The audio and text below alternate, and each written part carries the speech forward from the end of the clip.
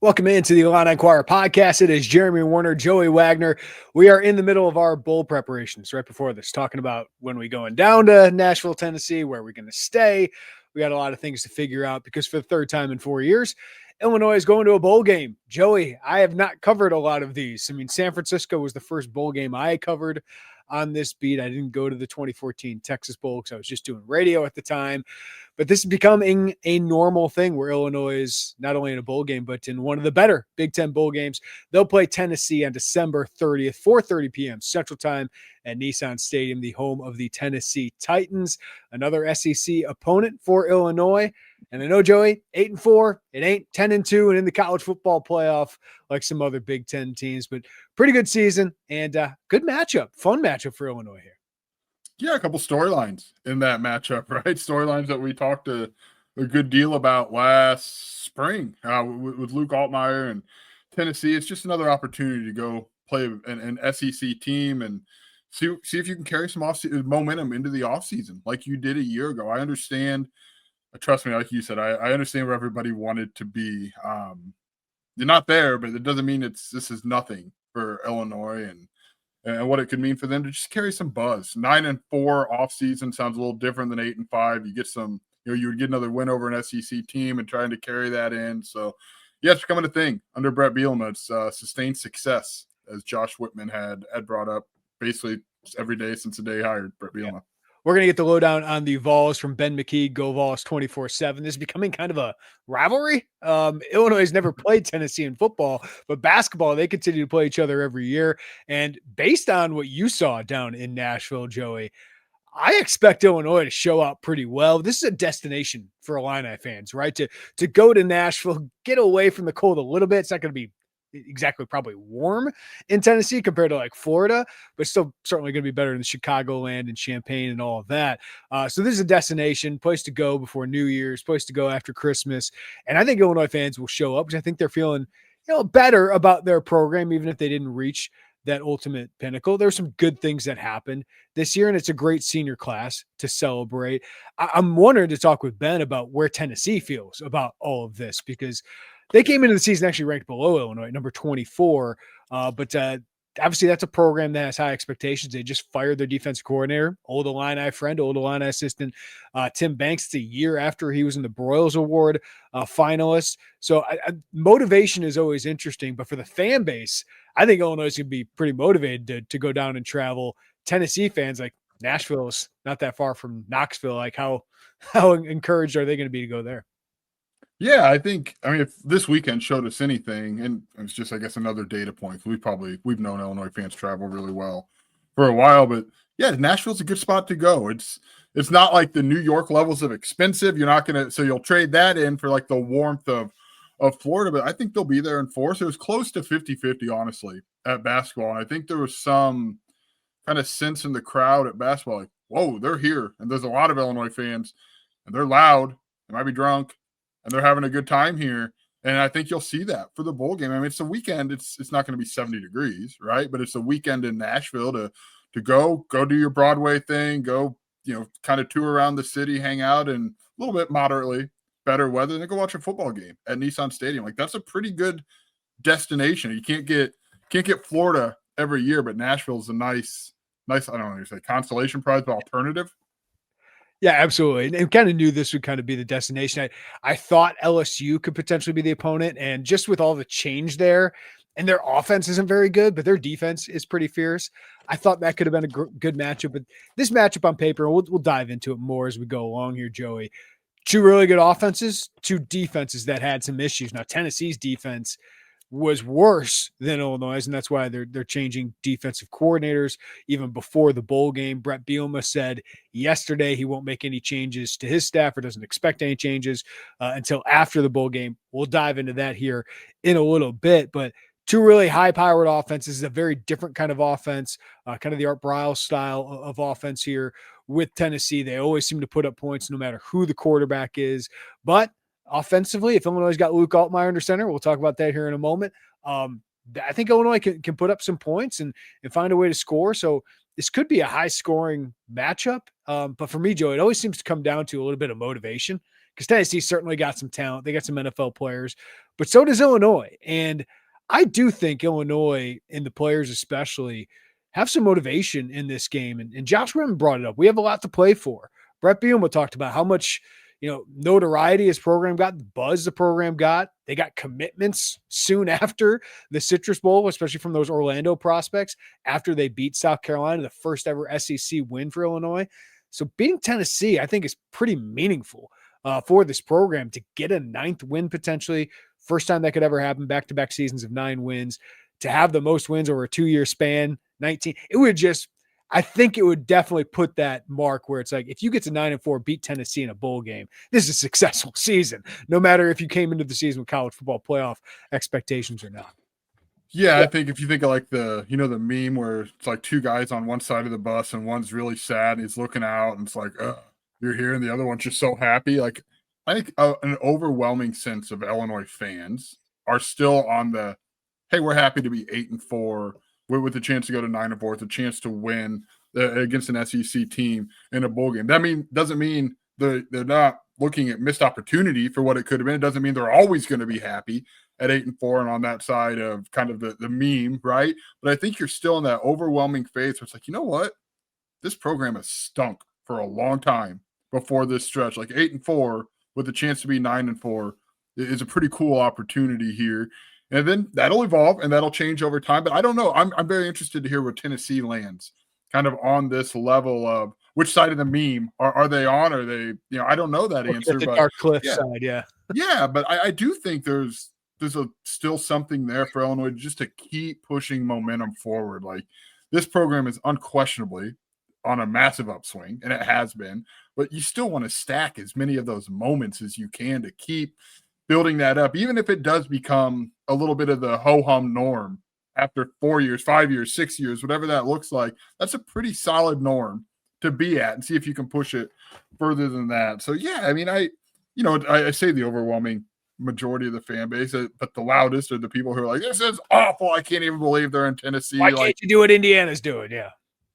Yeah. You know who else can't do what Indiana's doing? Pretty much anyone. Yeah.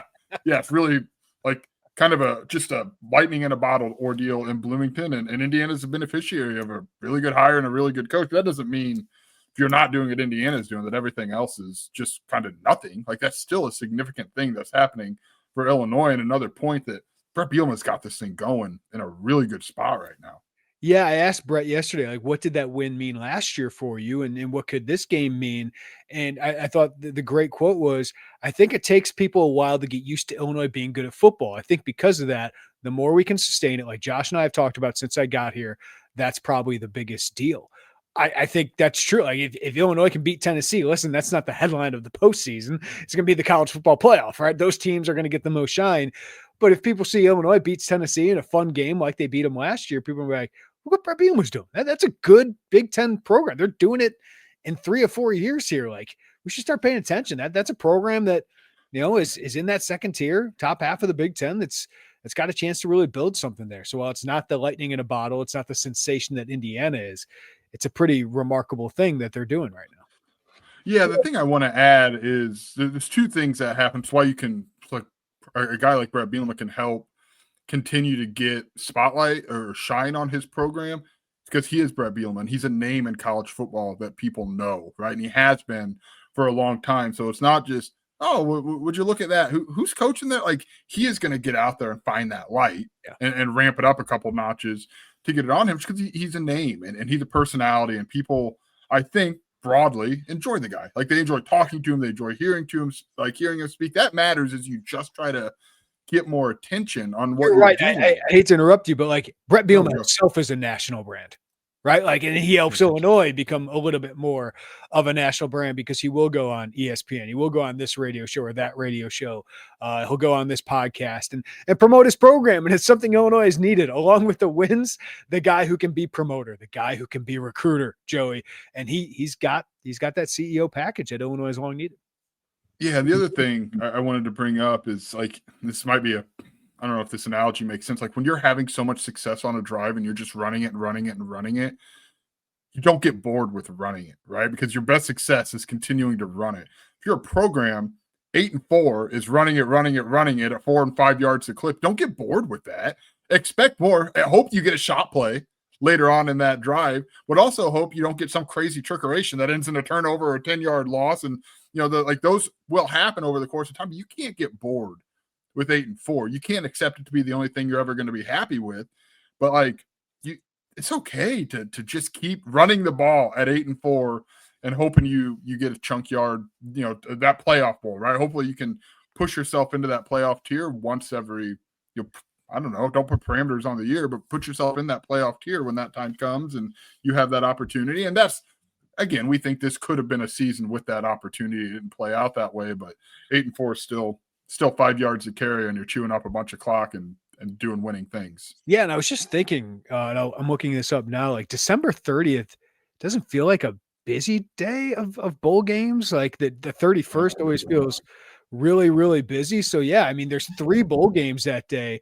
The other one, USC TCU. Like I think Illinois Tennessee is the premier game that day. The other one, Coastal Carolina and Louisiana Tech. So it's a Tuesday at 5:30 p.m. But a lot of people are off work that week. So I think Illinois got kind of a national limelight where for a night they're the biggest game in college football that day. Yeah, that's a huge thing. You're on national television, a big moment there. It's a big spotlight, another national brand or a national brand on the other side of you.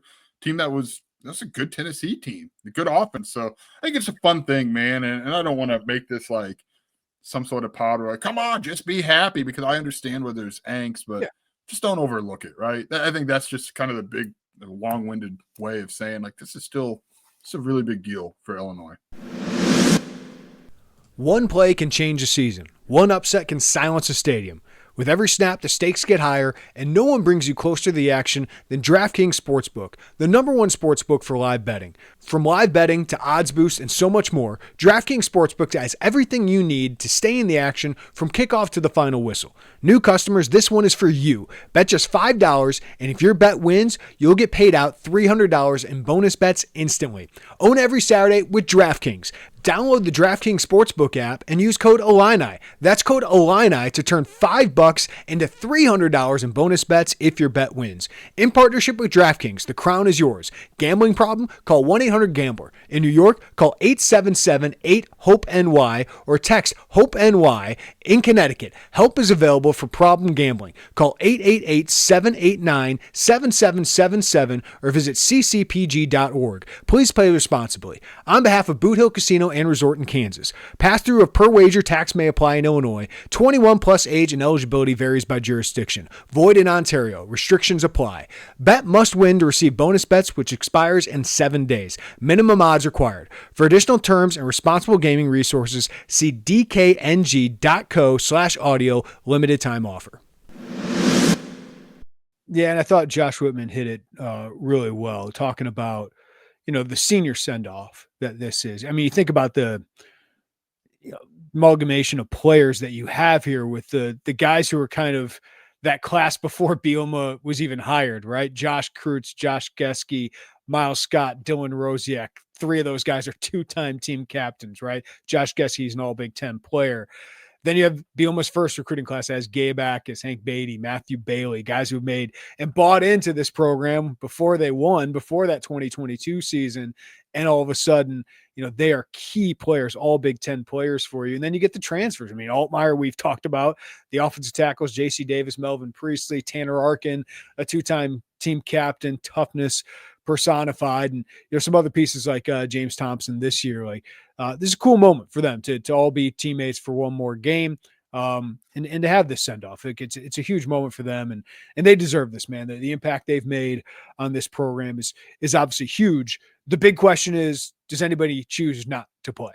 And I asked Brett Bielema about potential opt-outs. He said he wasn't going to share that at this time. He's had those conversations with the best players on the team. He mentioned Gabe Ackes, J.C. Davis, who I think are probably the Illini's best NFL prospects entering this draft. He did seem to insinuate that Luke Altmaier is going to play. The fact that Betsy Altmaier said, hey, half of Mississippi is going to be there. And he said, I'm just glad one guy from Mississippi is going to be there. And then later on, he said, it's pretty cool that Luke's going to have this game against an SEC opponent. when he started talking about Luke in Tennessee. Luke sounded like a guy who wants to play. So my expectation is Luke will play in this game, Joey. Yeah, that's been my expectation. He kind of said it after the Northwestern game, right? Where he's, hey, I got to talk to my people, and you kind of give the professional answer to it, and he goes, but I'm very competitive, and that should tell you a lot. It's like, and it does. And I don't know that half of Mississippi would be interested in traveling to Nashville if that guy wasn't going to play. But I think what Brett Bielema wants to do in those moments is not step on anyone's toes for their ability to put their announcement out in whichever way that's going to look. I don't anticipate. I don't think it's going to be a similar, like, your basketball's hosting Nebraska on Saturday. I don't think Luke Altmaier is going to get a mic and say, I'm playing in the ball game. I don't think that's going to happen. It might be more of a social media video post. Yeah. But I think he recognizes the ability to give those guys the spotlight to either say that, yes, they are, or to B, say bye and say thanks for, whatever the last 3, 4, 2, whatever the case is, years at Illinois. And that's meaningful too. And I know, reading hey, I'm not playing in the bowl game, but thanks doesn't always hit everyone in the right feels, but it is an opportunity for them to say, hey, I really appreciate growing up here, and this is what's best for me, is not doing this. So I don't know. I don't know which way it's going to go. I know people are listening to this wanting to have a little more definitive or a little more clarity. I don't know. I think Brett Bielema kind of painted a picture, especially with your quarterback on Sunday afternoon. Yeah, my gut is that, and reading between the lines with Brett and Luke, that he's likely to play in this one. Listen, the other part about Illinois making bowl games, Joe, is we got to have this bowl opt-out conversation all the time. This has become a thing over the last 10 years, and our friend at the Big Ten Network, Jake Budd, is a big reason for it. The guy who's going to probably be a second-round pick, but then he gets injured in a exhibition bowl game, basically, right? I mean, I know it counts towards the record, but this is not playing for a college football playoff.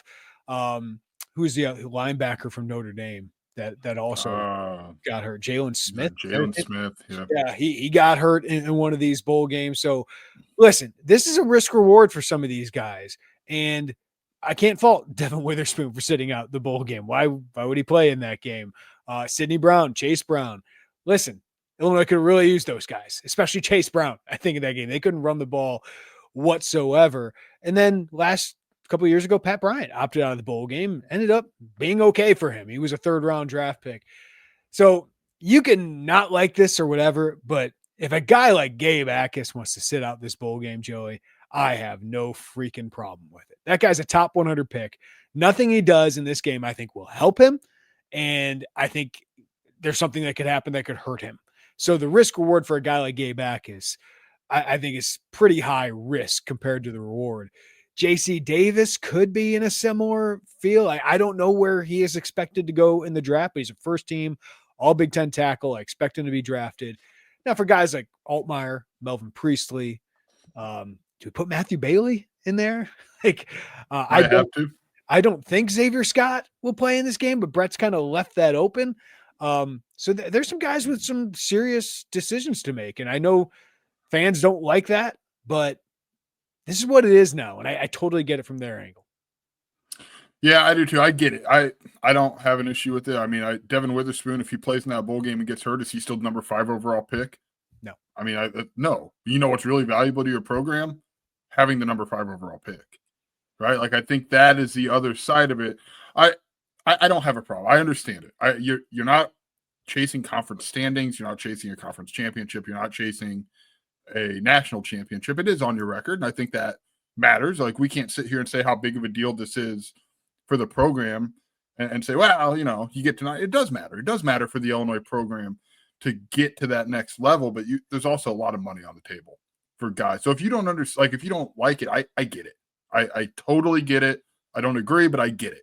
But I think the thing I would encourage is this is going to be a thing. Like, the cost of having a good football program is you get to be in these bowls, and these conversations are going to come up year over year because you have good players who have a lot of money sitting on the table for them. So it's just not surprising, right? Like, just maybe don't be surprised year over year. I get it. You want to see your favorite player in that jersey one more time and understanding the value of a 9th win and a win over an SEC team. I wholeheartedly understand that, but it can't be surprising anymore. So if you don't like it, that's fine. But this is just what it is, and you're a good program, and good programs have good players, and these conversations come up in that. The other thing I want to bring up is like people say, well, they get paid. They got to do it. Well, I don't think that includes the bowl game, right? Like I don't think that is included in the contracts. I don't know that for sure, but I don't think so.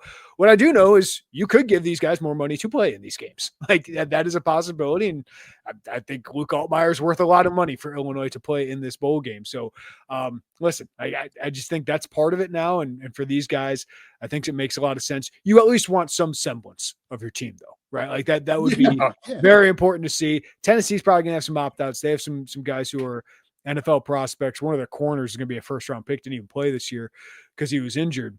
But their wide receiver Brazel is really good. I got some good DBs.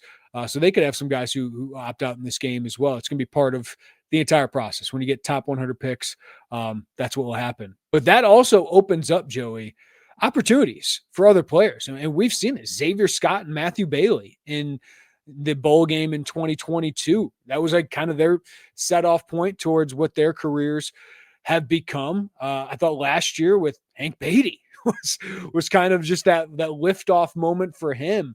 So as you're looking at this team, are there any guys that you sit there and go, this bowl game, this bowl prep, the game against Tennessee, this could be a big moment that could kind of springboard them into next season? Yeah, I mean, you have to look at we'll see. I mean, if one of the offensive, if JC Davis doesn't play, I don't know if he will or won't, then I mean, you get to see what do you have in Aiden Knappich, right? I think that would be a guy who gets these reps if that opportunity presents itself, right? If he doesn't play, then obviously is someone, if Gabe Akis doesn't play, Joe Barna, this is a chance for you to have these reps. I mean, you are, I have somewhere. It is signed. I know. He is. I think I threw him. I don't know. They're over there.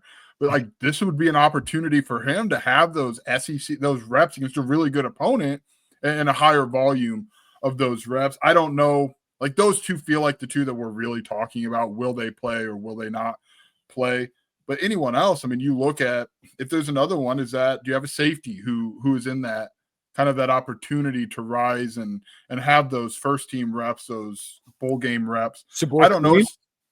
Sabor Kareem would be in that conversation. I don't think there's a high list of potential opt-out guys for Illinois. I mean, I truly don't, especially given how we feel about Luke Altmaier in terms of kind of the writing on the wall. Most of their guys are like day 3 guys who, like, at the end of the day, could probably help themselves a little bit. Like right. Every little measuring point for them can really, really matter. So Tanner Arkin makes a lot of sense for him to play in this game. Josh Geske, Hank Beatty, Miles Scott, right? Like these guys are really borderline kind of NFL guys. Like I think it makes a lot of sense. Josh Geske, I think makes a lot of sense for those guys to play in this game. Like that's why, the only ones that would make sense to me are Gabe, JC Davis, and potentially Luke Altmaier. But I think Luke can gain a little bit. I don't know how much more he has to show, but I do think he wants to play in this game. And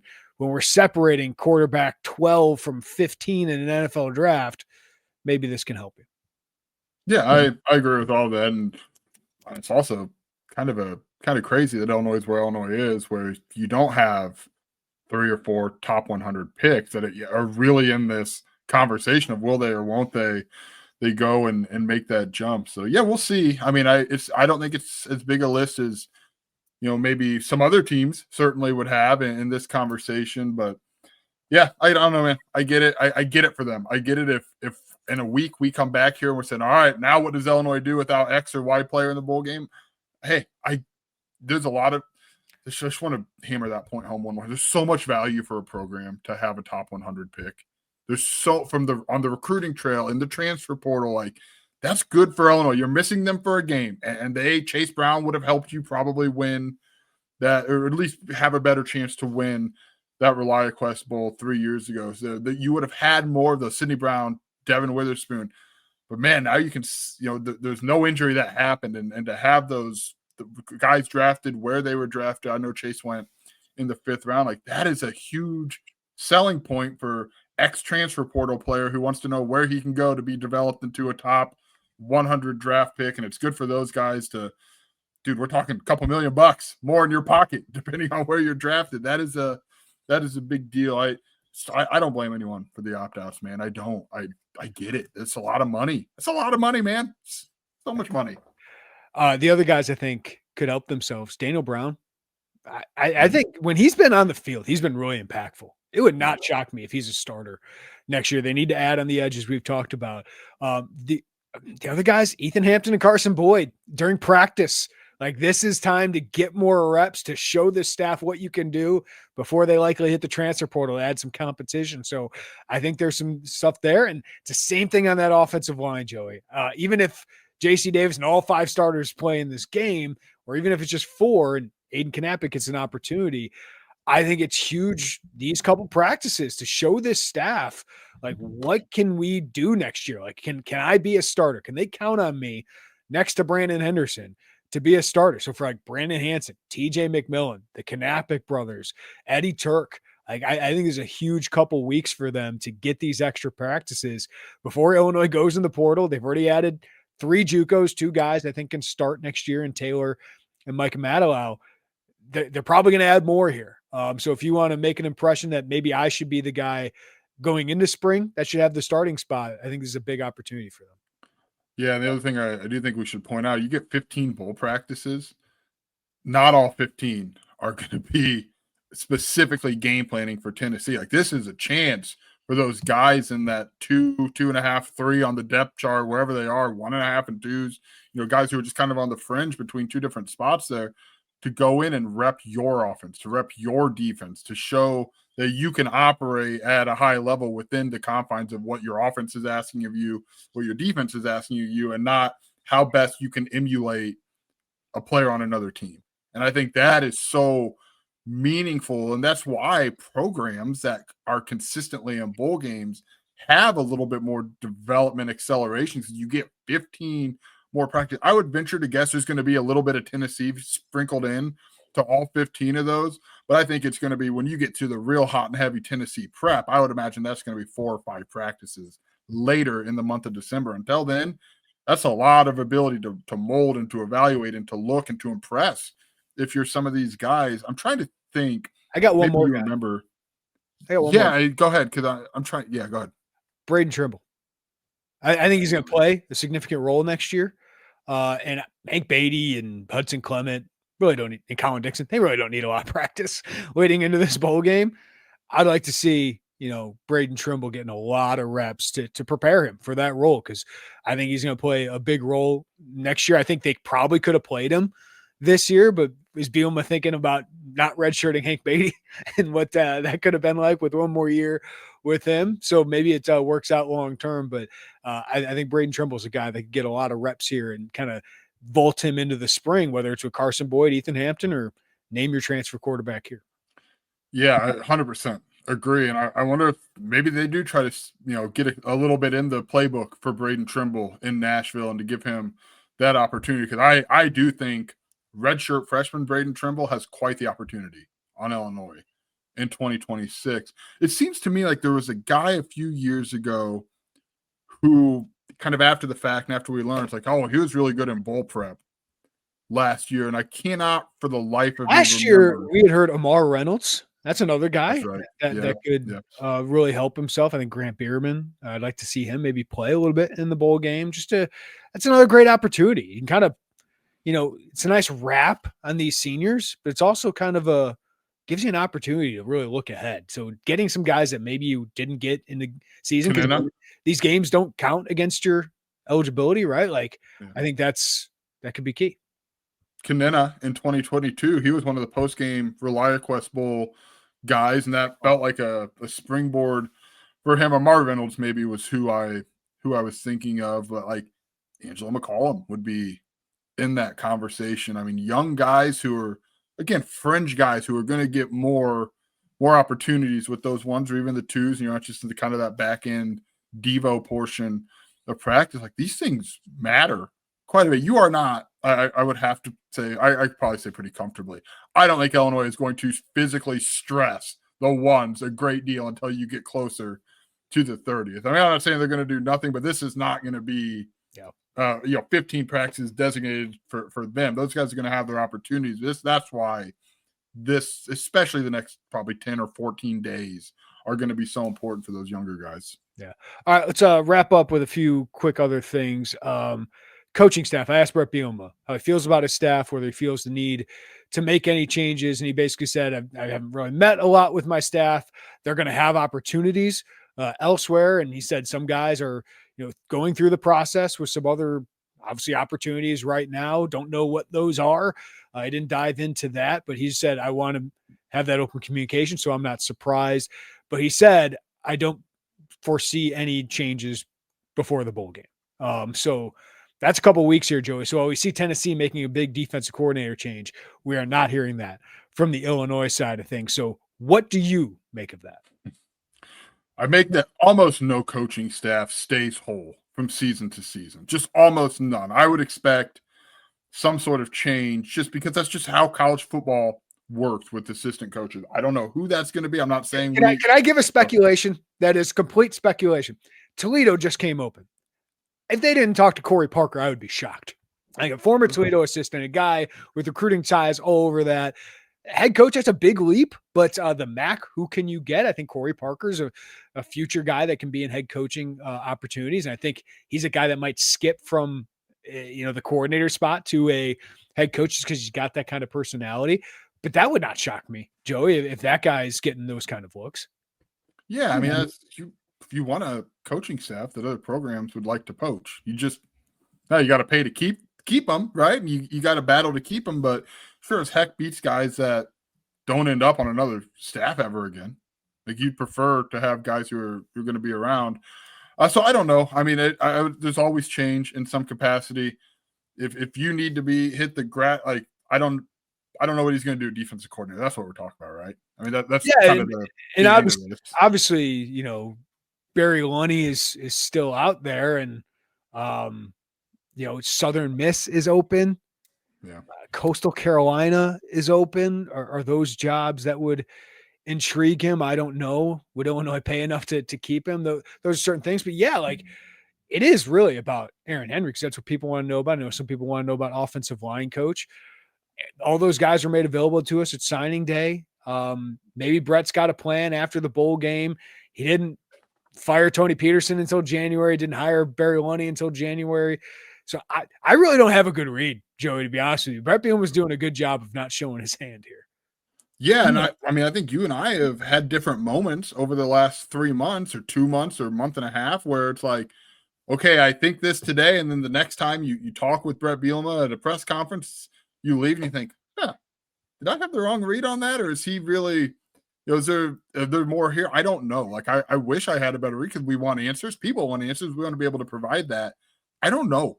I truly, like after Washington, when he said I need to be more involved, and after Wisconsin, when he said offseason corrections or changes are coming, I thought, ooh, that says a lot without, and then you talk after Northwestern and after this and that, it's like, I do not know where he's at right now. And I know it's not the fun answer for everybody, but I truly, truly do not know. I don't think he wants to fire Aaron Henry. Like, right? I Sure. just feel like he needs to. Is he there? After, let's be honest, I know the level of opponent. Defense played pretty well the last month. Wisconsin, one really bad drive, one really bad play. Can't happen. It was an inexcusable game because of those two things that happened. But the 3 other games, they held their opponents down. And it's as bad as there were moments, the Washington game, right, that really kept you from getting there. There's enough there that Brett Bielema could argue to bring him back, right? And hire whether it's a assistant or an analyst that has some defense coordinator background to help game plan. Now, would I be satisfied with that if I'm a Lions fan? Maybe not, right? But I could see him doing that. But does he feel like he needs to upgrade? Sounds like we won't learn that until January, and he didn't dive into it. So we asked him, and I didn't get any answers on it. So I'm really confused. I bet people can hear me. I don't know how Brett Bielema feels right now about it. I don't either. And I did think for him to say nothing will happen prior to the bowl game is interesting to me. That is very interesting. I mean, one, it's almost, hey, you don't have to ask me again. Nothing's going to happen. I think that's kind of the underlying thing there. But yeah, I don't know. That could mean I'm not making a change. That also could mean I'm getting my ducks in a row, and then we'll do something afterwards. Correct. Yeah, I like that. Ah! I know. Right. I'm right there with you. Now, the thing that I am interested in is, now I do think there will be changes, as you said. Like there, in some way or another, there will be changes to this set. Yeah. Now, will that happen before a bowl game? I don't know. That is kind of at the discretion of, if you're losing someone, how quickly does someone else want to build their coaching staff up and put that together? I'll remind you, Clint Sintum coached through the bowl game, and it sounded like he was effectively demoted prior to going into that bowl game, and then landed as an inside linebackers coach at Colorado State. So it's not like there's no precedent for the timeline that Brett Bielema mentioned yesterday. We've seen that before. Tony Peterson, you're right on the timeline, but there was no bowl game in play there to prep for. So that was kind of the different variable in that. So could you lose someone before that on a volition, not letting someone go, but losing someone? Maybe.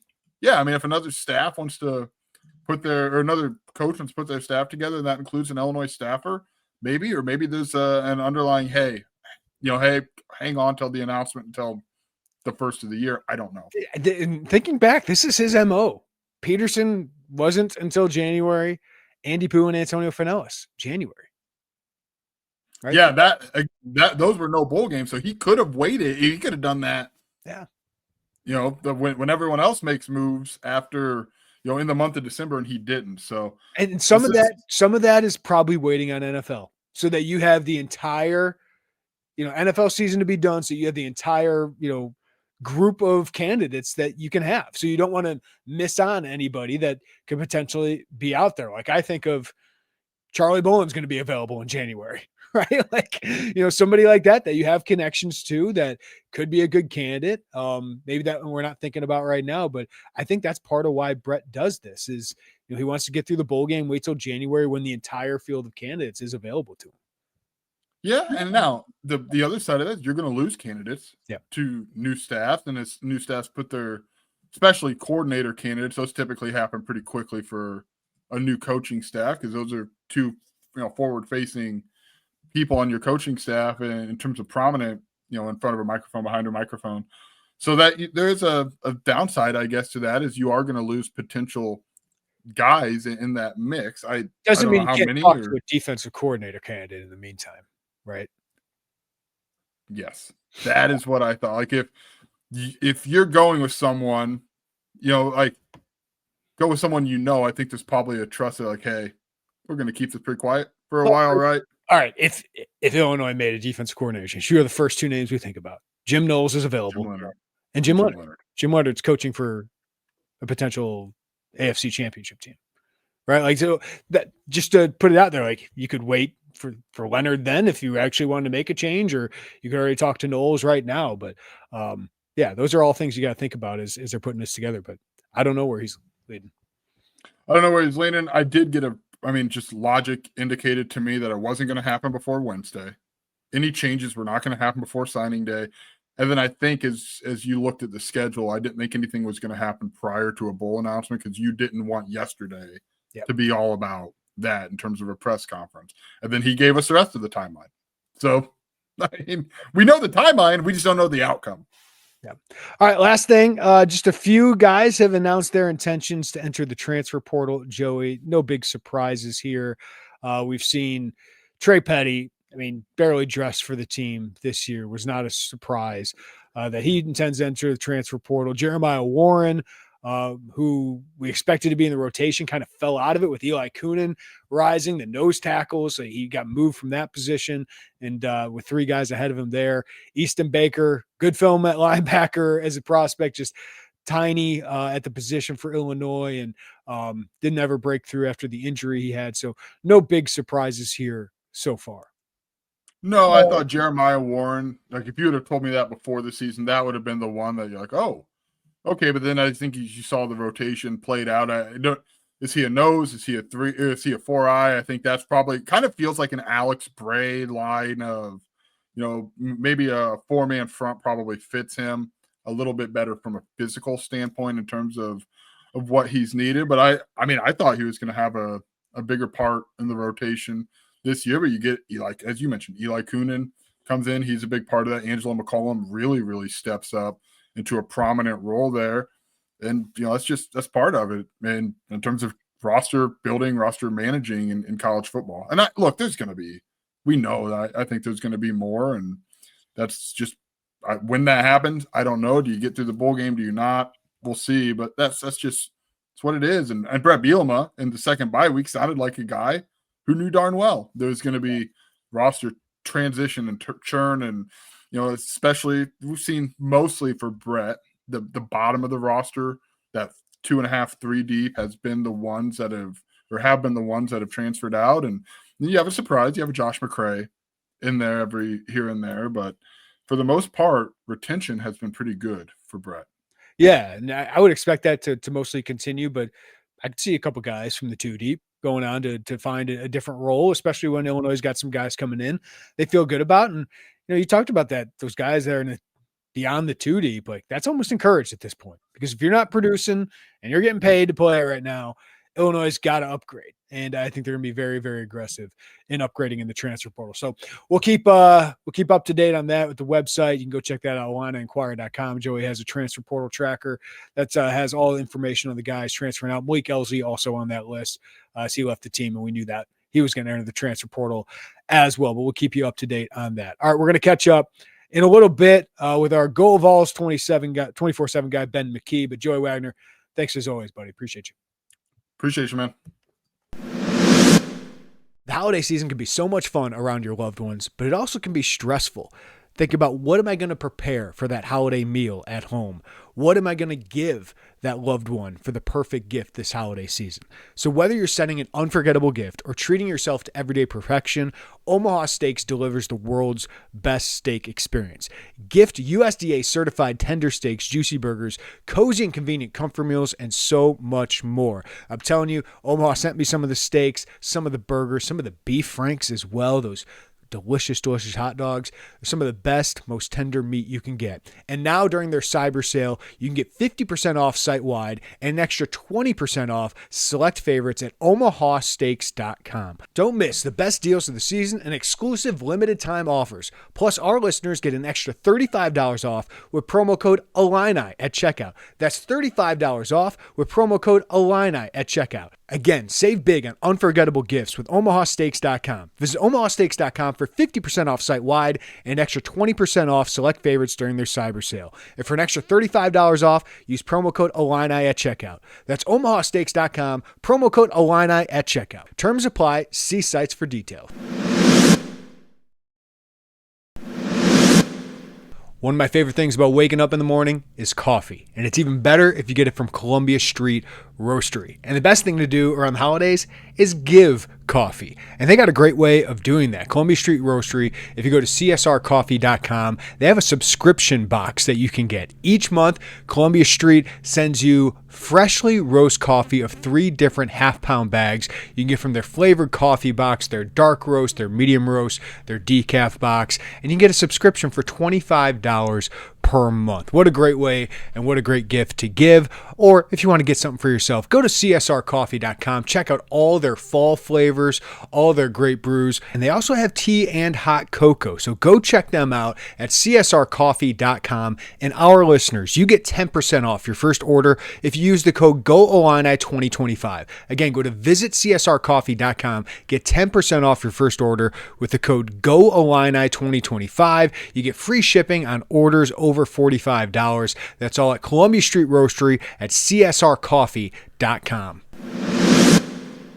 All right, happy to bring on Ben McKee. Go Vols 24/7, covers Tennessee for 24/7 Sports. And Ben, you just got, when you hopped on the call here, I was like, man, I guess this month is all about Illinois and Tennessee in Nashville. Just after the basketball game this past week, now we learn we're playing a bowl game, Tennessee and Illinois in Nashville at the end of the month. Can't get away from each other, man. No, that they can't. And Tennessee fans are hoping the football game goes much better than the basketball game, although I'm not sure Tennessee fans are too excited for this bowl game. Nothing to do with Illinois, but they wanted Tim Banks fired, the defensive coordinator. That did happen here as we record on Monday. It happened earlier today, and they had hopes of the playoffs in mind. So, and I think Illinois had hopes of the playoffs this season as well. So I'm sure their fans are feeling a little bit of the same disappointment, but they'd much rather be in the playoffs than playing in the Music City Bowl this year. And Tennessee goes to the Music City Bowl quite often. So Yeah. It's not like it's a new location or a new bowl game or something like that. Let me pull some of those threads because you hit on a couple of things I want to hit on, which is Tennessee began the year ranked 24 in the AP poll. Illinois was number 12. So obviously these teams were hoping for more, but they both go 8-4.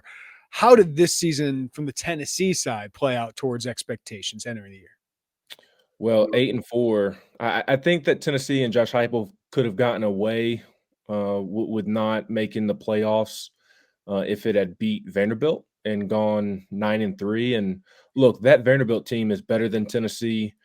They're a tremendous team, but Tennessee doesn't lose to Vanderbilt. Vanderbilt is little brother. Tennessee's big brother, and it's typically not a good sign for a Tennessee football coach when they lose to Vanderbilt. Just ask Derek Dooley, ask Butch Jones. Now, again, totally different Vanderbilt team. Not trying to take any credit away from Vanderbilt whatsoever, but it is also kind of hard to walk that fine line of giving them the proper respect, but also recognizing that Tennessee, it is the premier college football program in the state, and that was not the case on Saturday when those two teams played, and they just got out physicaled, and that was kind of one of the underlying issues for Tennessee this year. Is that in the games that mattered, and when I say mattered, I mean against the good teams. Because if you go look at the overall record of the teams that Tennessee beat, it's not pretty. I believe they beat one team with a winning record or one that's going to a bowl game, and that's UTC. So it just did not pan out from that regard, and that's why fans are a bit frustrated because the defense was a huge issue after it was such a great unit the year before. It's why they went to the playoffs last year. So the defense was abysmal in the big games. Vanderbilt, Oklahoma, Alabama, the best teams that they played, they were out physicaled. They were not the toughest team. On both lines of scrimmage, got pushed around. So the defense was the biggest issue, but there were some other things in there as well. Along the line of scrimmage, Joey Aguilar struggled a game or two as well, and in addition to the struggle up front with the offensive line. And then at times they were unable to consistently establish the run as well. So there were quite a few issues, but without a doubt, the biggest one was the defense. Yeah, so take me in. Tim Banks, former defense coordinator here at Illinois and under Tim Beckman, which is a hard head coach to work for, but he's a Broyles Award candidate just a year ago, Ben. So what went wrong to the point where he got fired today? I think there were several things that went wrong, kind of like I just got done speaking with the team. That it wasn't just one issue, that there were a couple of different things. I think there was a bit of a sense of complacency after last season. I think that was part of the issue, and then obviously personnel is an issue. When your defense is as bad as it was this year, personnel is going to be an issue. They're bad at safety. The secondary has really struggled, and there's some context there. Jamal McCoy, who might be still the number one corner off the board, missed the entire season due to an off-season torn ACL. Ricky Gibson III is probably a future NFL corner, and he only lasted one game before he had shoulder surgery. So you lose two of the best corners in the country, quite frankly, for the entire season, and your secondary play is going to suffer as a result. You had a weird situation with Boo Carter, who was a sophomore, really, really great freshman year from down the road outside of Chattanooga, and he had some off-season issues and really never should have been on this year's team. But Josh Heupel gave him a second, third, and fourth chance, and I think that affected the chemistry on the back end and with the defense overall as well. I don't think he was ever appreciated by his teammates because of how he went about his business in the offseason, just not showing up at things. So the secondary was just an issue for a million different reasons, as I'm pointing to. But safety play was just flat out bad. Your linebackers didn't take the step forward that they needed to. And then your defensive line, which is the strength of this year's defense, it wasn't bad. It's just, as I mentioned a moment ago, it got pushed around against the best competition that they played. Weren't able to consistently stop the run and weren't able to consistently establish a pass rush as well. So personnel was an issue. I think there was some complacency as well from the coaching staff. And then your calls in certain situations, that's always going to play a role in it as well. All right, so Josh Heupel's offense, they always seem to put up points, no matter what quarterback you put in there. They lose Nico, obviously huge storyline throughout college football that you guys had to cover. They bring in Joey Aguilar. We'll talk about the Luke Altmaier part of that, but what makes this offense so good? I know against maybe some of the best teams they didn't, but Illinois' defense is not great here, Ben. So what makes it difficult for teams to cover? Sounds like we're going to get a 52-49 shootout in Nashville, then, which is what Tennessee had with Purdue the last time it was in the Music City Bowl as well. But Joey Aguilar, given the circumstances, was really, really good this season. I think that's where you start with why the offense was so good. And the receivers took a big step forward this season as well. The receiver position was under a lot of scrutiny after last year because they struggled during the playoff run. But Mike Matthews, Chris Brazel, Braylon Staley, they all had big years, especially Staley in the slot, and then Brazel outside as more of your bigger target that can really go up and high point the football and make contested catches. And he played himself into quite the draft stock this season as well. So the receivers have a lot to do with Joey's success. But for somebody who was at App State, and then is at UCLA for just a couple of months and essentially gets traded. He gets here in late May. The locker room really took a liking to him. He's a laid-back personality, and then the play matched how his teammates took to him in the locker room over the summer as well. So you start with the passing attack with Josh Heupel's offense this particular season, and they run the ball pretty well. But as I mentioned, maybe struggled to do so consistently against the better competition. But against everybody else, with Deshaun Bishop leading the way, they ran the football pretty well. But when you just want to point to one thing, it's Joey Aguilar in the passing attack as to why Tennessee was so good on offense this year. That quarterback thing had to be something to cover. Ben, what was your perspective of the Luke Altmaier interest from Tennessee? Because I had to cover the other side of it. And boy, it was real. I know the interest, but Luke comes back to Illinois, and they're certainly happy he did. Yeah, I would be too. And if you're Tennessee, I mean, at that point, it's end of April, early May, and you're trying to find a quarterback, and you try at least to uncover or turn over every stone possible. I mean, we know how college sports works, right?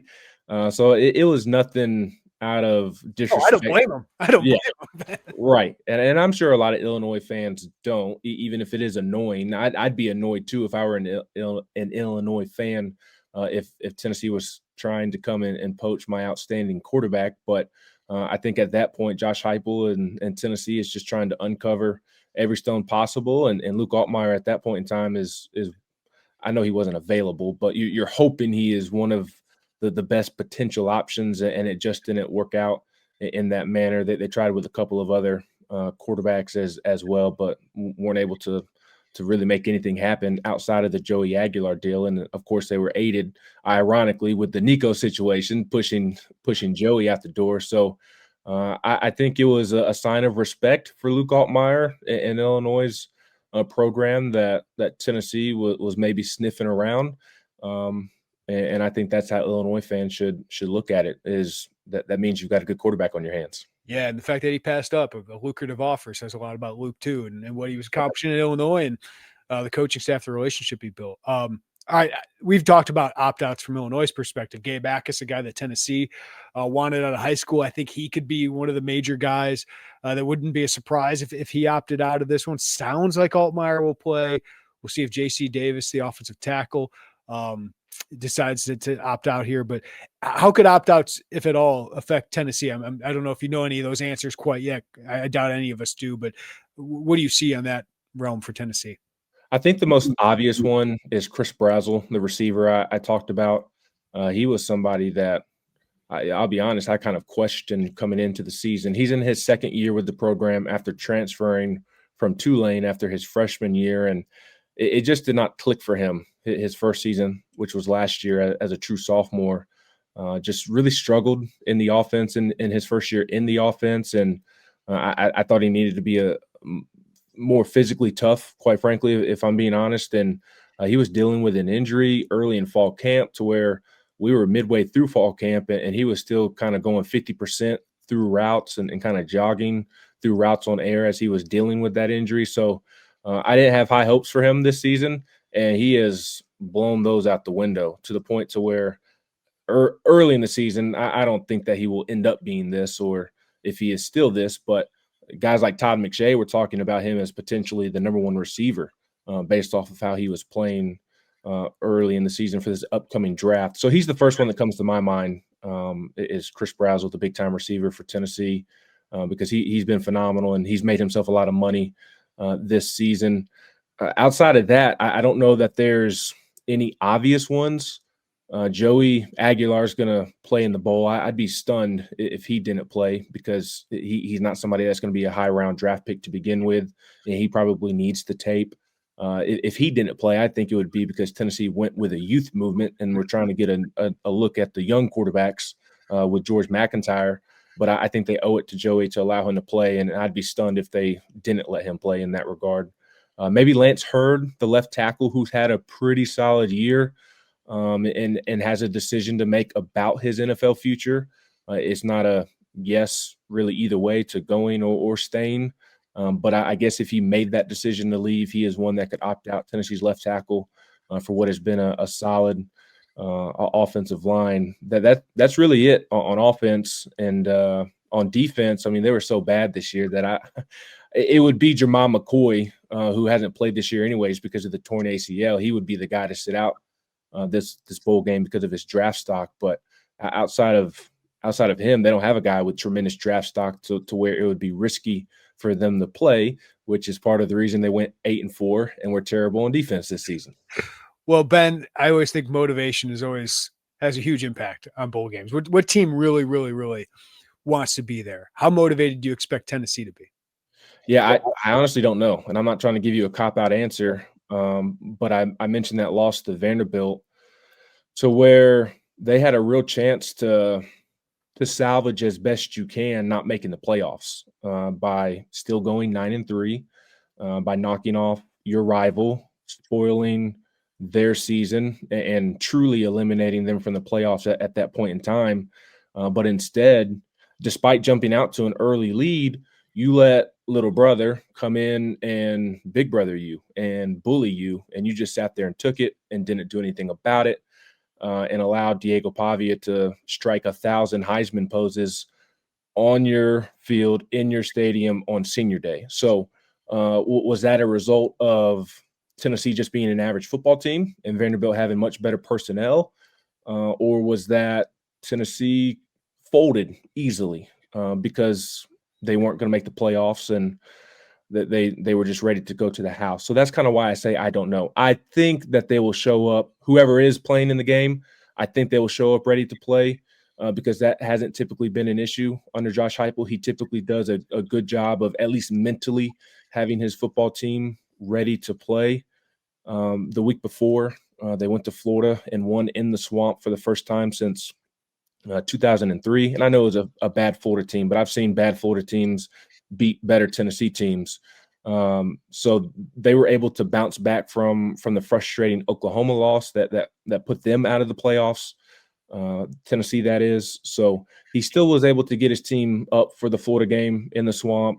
And I said they did jump out to an early lead over Vanderbilt, so they showed up ready to play. They just did not sustain that. So I don't know because of how they folded against Vanderbilt, but I think they will show up ready to play just because Josh Heupel typically does a good job of eliminating the outside noise and having his team ready to go by kickoff.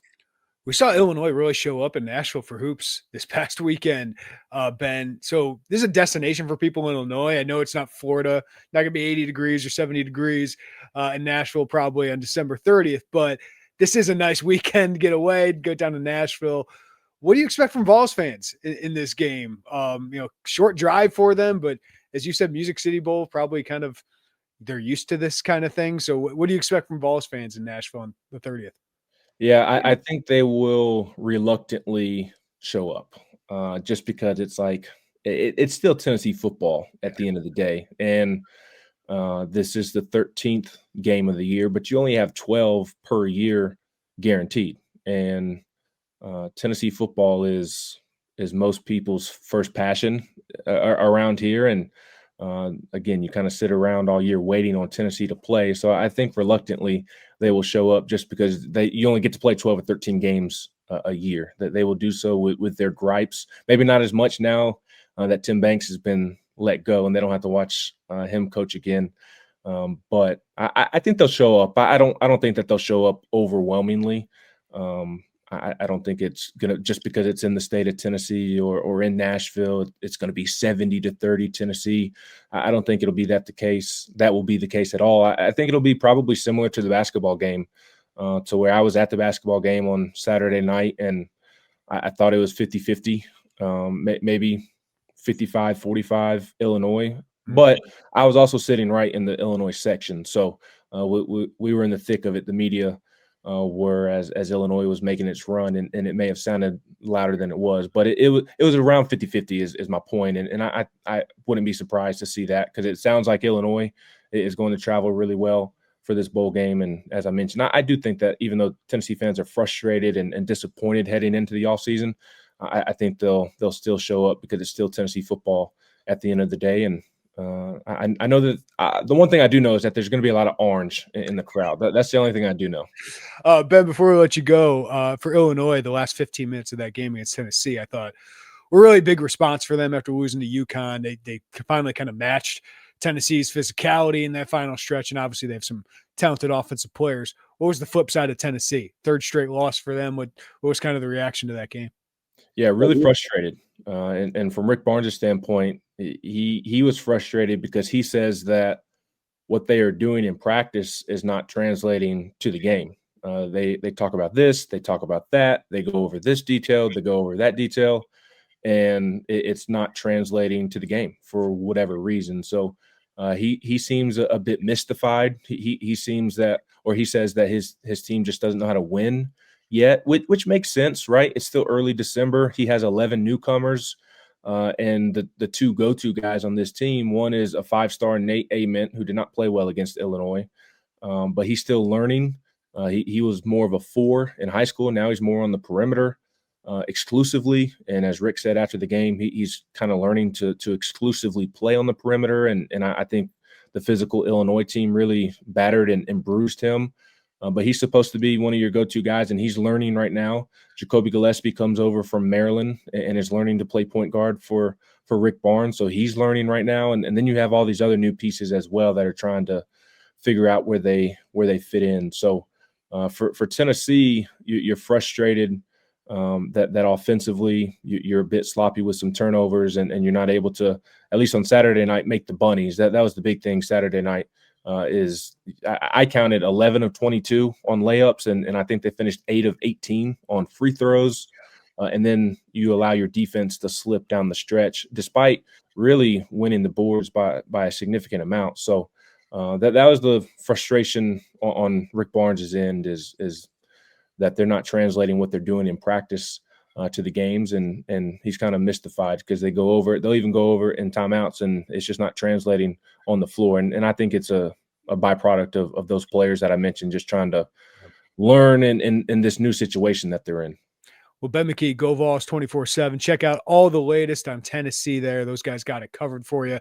Ben, thank you, man. We'll catch up in Nashville. Looking forward to it, man. Yeah, appreciate you having me on. Great stuff from Ben McKee. Really appreciate his insight on the Vols. Go to Go Vols 24/7 and check out all of their stuff. We appreciate you guys listening to the Illini Inquirer podcast. Give us a rating, review, follow wherever you get your podcast. If you're watching on YouTube, hit that like button below, subscribe, and hit the notifications bell for whenever we have new videos, live podcasts, all of that. We appreciate all your support in that way. And of course, you can check out all the latest on Illinois at IlliniInquirer.com. We'll have more from signing day last week. We still got more stories in the hopper about that Illinois basketball starting Big Ten play this week, and recruiting continues. The transfer portal will open up here very shortly. And of course, Illinois preparing for that bowl game. So plenty of content coming around the holidays. Go check it out at IlliniInquirer.com, where right now you can get 50% off a VIP membership. That's more than $60 in savings. Get the best, most in-depth content on Illinois Fighting Illini football, basketball, and athletics at large. We appreciate you guys listening. Everybody have a great day. Take care of each other. We'll talk to you next time on the Illini Inquirer podcast.